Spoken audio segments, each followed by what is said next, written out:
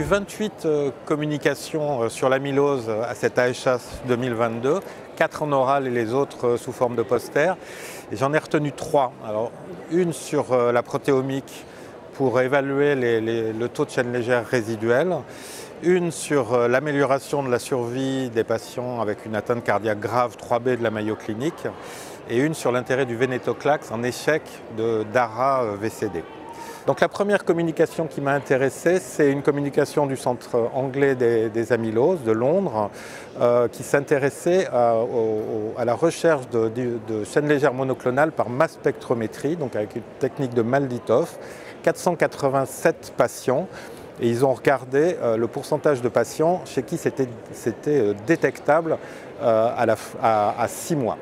Donc d'abord, c'est une technique qui est performante. Il n'y a que 4 malades sur les 400 et quelques chez qui ils n'arrivaient pas à détecter la chaîne légère au diagnostic. Et après, il y a à peu près 100% de concordance entre la chaîne légère monoclonale mesurée avec le dosage des chaînes légères libres ou identifiée dans les dépôts d'amylose et la masse spectrométrie. Et ce qui est intéressant, c'est qu'il y a relativement peu de patients qui sont masse spectrométrie négatifs à 6 mois. C'est 26% des patients en réponse complète et 20% des patients en réponse partielle, et que c'est clairement important pour le devenir des malades. Il y a une survie qui est nettement meilleure quand la masse spec est négative. Pour les patients en réponse complète, c'est 85% de médiane de survie versus une survie non atteinte. Et il y a plus de réponses d'organes, en particulier de réponses cardiaques, c'est 34% quand la masse spec est négative chez les patients en RC versus 20%.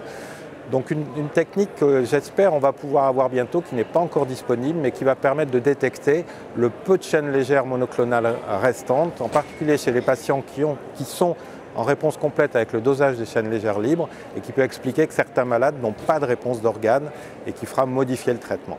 Alors après, les deux communications qui m'ont vraiment intéressé, c'est sur le traitement des patients avec une amylose AL et un stade 3B de la Mayo Clinic, donc NT-proBNP supérieur à 8500 et troponine élevée.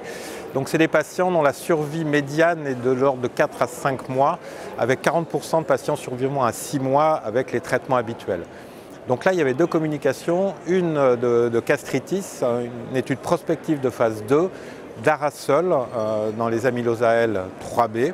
Donc ça doit être 40 malades, ils en ont inclus 39, ils en présentaient 31, et clairement, c'est des bons résultats. Il y a à peu près 70% je crois de réponses, mais surtout, il y a une survie à 6 mois qui est à 65%, donc nettement mieux que ce qu'on connaît, et une survie à 1 an qui est à 47%.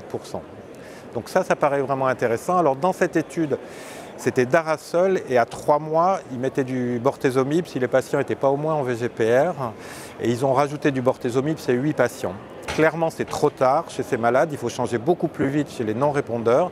Et il y avait une étude chinoise, 40 malades, 23B, où ils faisaient bortezomib, daratumumab, dexaméthasone, avec les doses habituelles de bortezomib et de dara, et 20 mg de dex par semaine.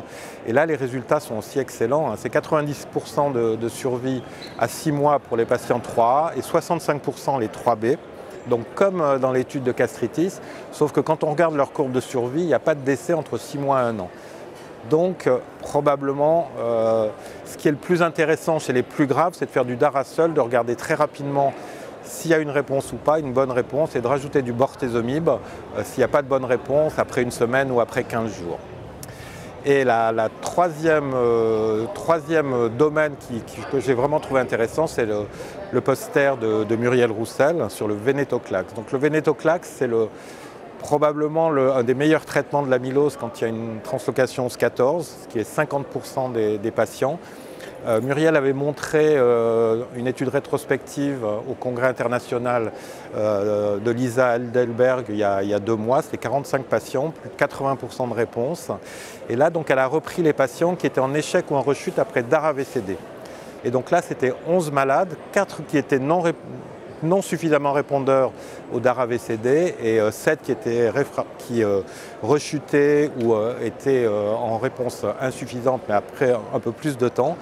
Et donc ils recevaient du venetoclax, 3 c'était venetoclax seul, 1 avec de la dex, 3 avec du bortezomib et 4 avec dara bortezomib.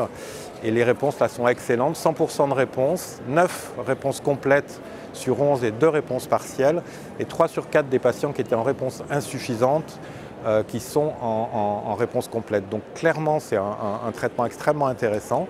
Donc c'est efficace quand il y a une 11-14, probablement quand les plasmos expriment le CD20, mais c'est un peu la même chose. Et il faut savoir que quand il y a des chaînes légères seules, pas de chaînes lourdes, pas d'immunoglobine complète, 7 malades sur 10 ont une 11-14, donc ça peut être intéressant de donner du venetoclax à ces patients.